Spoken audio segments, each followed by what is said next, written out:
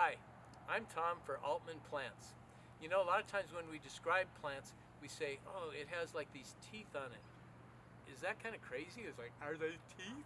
You know? But actually, yeah, if you look at the leaves closely, you see these like little protuberances. They're kind of toothy little shapes on the leaves. But it's beautiful. These red markings on it, on these little teethy stuff on the leaves. This is a small plant that's perfect for your windowsill. It would live in a pot this size for years, and sometimes it'll send up a slender flower stem with some pretty kind of pink or coral colored flowers on it. A great windowsill plant. You could put it outdoors in a warm environment. It doesn't take hard freezes, and use it as a great potted plant out on your patio or under the umbrella. Full sun to part shade.